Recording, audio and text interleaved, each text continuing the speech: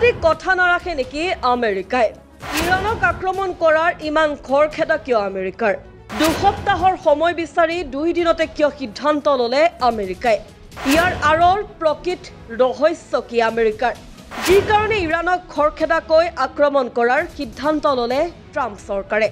20 জুনত আমেৰিকাৰ ৰাষ্ট্ৰপতি ডোনাল্ড ট্ৰাম্পে আমেৰিকাৰ ইৰাণক আক্ৰমণ কৰিব নে নকৰে সেইটো সিদ্ধান্ত লবলৈ 2 সপ্তাহৰ সময় বিচাৰিছিল কিন্তু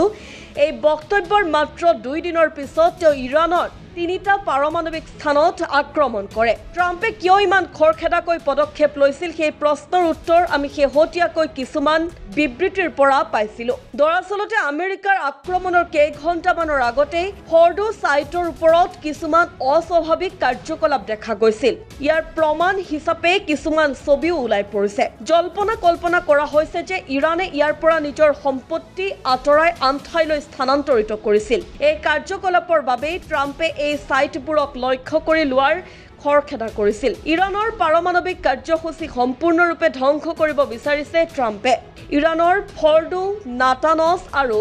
ইস্ফাহানৰ পাৰমাণৱিক স্থানত আক্ৰমণ কৰিছে আমেৰিকাই এই তিনিটাৰ ভিতৰতে ফৰ্ডো নিউক্লিয়াৰ সাইট আটাইতকৈ গুৰুত্বপূৰ্ণ ইয়াৰ স্থানে ইয়াৰ বিশেষ হোৱাৰ কাৰণ ইৰাণৰ ৰাজধানী তেহৰানৰ পৰা প্ৰায় 120 কিলোমিটাৰ দক্ষিণ পশ্চিমে এটা পাহাৰৰ তলত 80 পৰা 90 মিটাৰ তলত নিৰ্মাণ কৰা হৈছে কিছুমান ছবি ইণ্ডিয়া টুডে গ্ৰুপক প্ৰদান কৰিছে আমেৰিকান কোম্পানী মেক্স টেকনলজিছে এই ছবিসমূহ ইণ্ডিয়া টুডেৰ মুক্ত উৎস চোৰাংচোৱা দলে বিশ্লেষণ কৰিছিল আৰু এই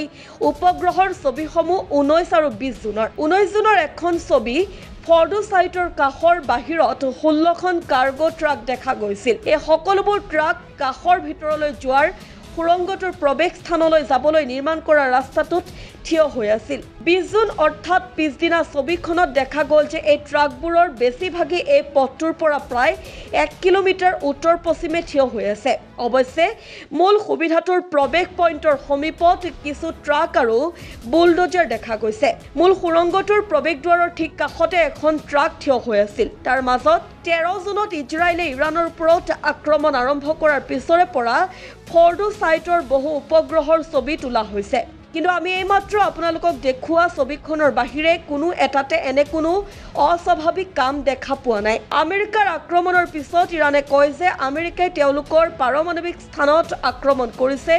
যদিও এই সুবিধাসমূহে ট্ৰাম্পে দাবী কৰা ধৰণে ক্ষতিগ্ৰস্ত হোৱা নাই ট্ৰাম্পে দাবী কৰিছে যে আমেৰিকাই ইৰাণৰ 3টা পাৰমাণৱিক স্থান সম্পূৰ্ণৰূপে ধ্বংস কৰিছে আৰু মানুহে নিজৰ জীৱনটো স্বাভাৱিকভাৱে কটাব পাৰে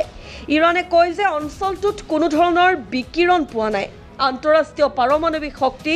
সংস্থা অৰ্থাৎ IAEAও এই কথা নিশ্চিত কৰিছে আক্ৰমণ কৰা অঞ্চলসমূহৰ বিকিৰণৰ মাত্ৰাত কোনো পাৰ্থক্য দেখা পোৱা নাই বুলিও কয় একে সময়তে ইৰাণৰ পাৰমাণৱিক শক্তি সংস্থা AOIয়ে এই আক্ৰমণৰ পিছতো তেওঁলোকৰ পাৰমাণৱিক কাৰ্যসূচী বন্ধ নহব বুলিও কৈছে একে সময়তে ইৰাণৰ পাৰমাণৱিক শক্তি সংস্থা AOIয়ে এই আক্ৰমণৰ পিছতো তেওঁলোকৰ পাৰমাণৱিক কাৰ্যসূচী বন্ধ নহব বুলিও মন্তব্য কৰে